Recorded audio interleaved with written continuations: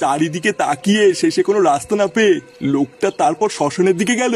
অন্ধকার রাস্তা দিয়ে লোকটা একা একাই যাচ্ছিল। তারপর হঠাৎ কানে ভেসে আসলো একটা ভয়ঙ্কর হাসির আওয়াজ। সামনের দিকে তাকাতেই লোকটা দেখলো সামনে কি যেন একটা কালো মতন দাঁড়িয়ে আছে। চোখ দুটো যেন লাল টকটকে, আর মুখে বড় বড় দাঁত। তারপর কি হলো দাদু? তারপর আর কি, দেখতে না দেখতেই ওই কালো ছায়াটা লোকটার উপর ঝাঁপিয়ে পড়লো, আর ওই লোকটাকে ওইখানে ধরে জ্যান্ত চিবিয়ে খেয়ে নিল। এই মেলেতে লোকটাকে জ্যান্ত খেয়ে নিল? হ্যাঁ দাদু ভাই, লোকটাকে জ্যান্ত খেয়ে নিল। ধুর বাড়া, বালের গল্প শোনাচ্ছে। লেওরা জ্যান্ত খেয়ে নিল? এটা কি বালের গল্প হলো শুনি? ভূত নাকি আবার মানুষ খায়?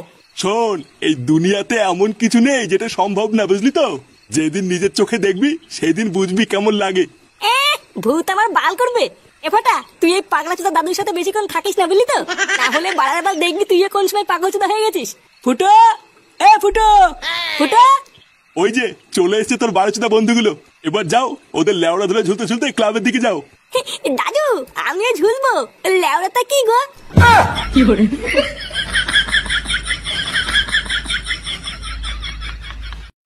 দেখেছিস বাঞ্চোদকে সেই থেকে ডাকছি আর ও কোনো সাড়াই দিচ্ছে না। হ্যাঁ গো পল্টুদা, তাই তো দেখছি। একই রে, তোরা এই সন্ধ্যাবেলায় লেওরা ওই দিককার কোনো খবর পেয়েছিস নাকি? খবর কই না তো। কেন, ওইদিকে আবার কি হয়েছে? আরে আমাদের পাশের পাড়ায় নিতাই দাদু আছে না, শুনলাম হঠাৎ চোদনাটা নাকি পটল কেটেছে। কি বলিস? মালটা পটল কেটেছে?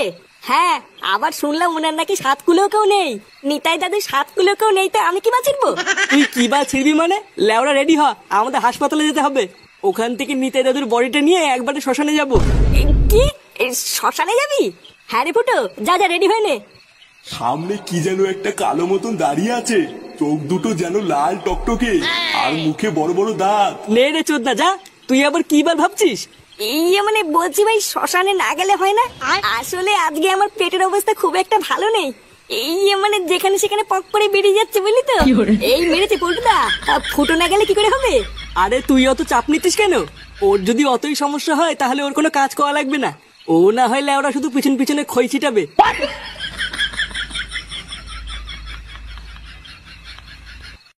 বলছি ডাক্তার বাবু, তাহলে কি আমরা এখন বডিটা নিয়ে যেতে পারি?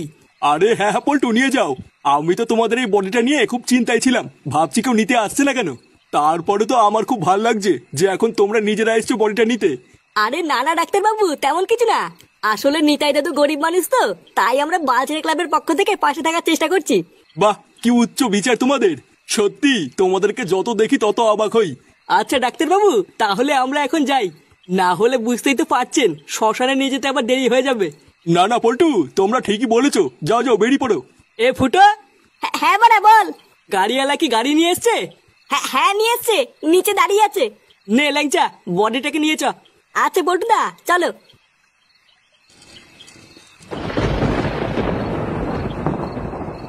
আরে চোদন মদন, এখানে কি করছিস? আরে ফুটো, তোমাদের জন্য গাড়ি নিয়ে এসেছি। কেন রে ভোদা, তুই হঠাৎ গাড়ি আনতে গেলি কেন? আর বলো না পল্টু, যে গাড়িওয়ালা আসার কথা তার হঠাৎ শরীরটা খারাপ হয়ে গেছে। তার উপরে আবার বাইরে আবহাওয়া ভালো না, প্রচন্ড মেঘ করেছে। তাই আমি আর কালু দুজন মিলে গাড়ি নিয়ে এসেছি। আচ্ছা ভালো করেছিস, নে এবার বডিটা গাড়িতে তোল। আকাশের অবস্থা মনে হচ্ছে খুব একটা ভালো না, তাড়াতাড়ি শ্মশানে পৌঁছতে হবে। নে নে, দেরি করিস না। সত্যি ছেলেগুলো খুব ভালো, অন্যের জন্য কত ভাবে। স্যার! হ্যাঁ রে, তোকে অত চিন্তিত লাগছে কেন? একটা ছোট্ট কেলো হয়ে গেছে স্যার। কেলো হয়ে গেছে মানে কি হয়েছে? ওই হার্টবিট মাপার যন্ত্রটা আছে না, যেটা দিয়ে দেখে মানুষ বেঁচে আছে না মরে গেছে। হ্যাঁ তো কি হয়েছে, এত চিন্তা করছিস কেন? ওটা না খারাপ হয়ে গেছে স্যার। কি খারাপ হয়ে গেছে মানে? বাঞ্চোদ কি বলছিস এসব? চোরের বাচ্চা, তাহলে কি এখন ওই রুগীটা বেঁচে আছে নাকি? লেওড়া চুদা দেখছিস কি? তাড়াতাড়ি যা, ওদেরকে আটকা।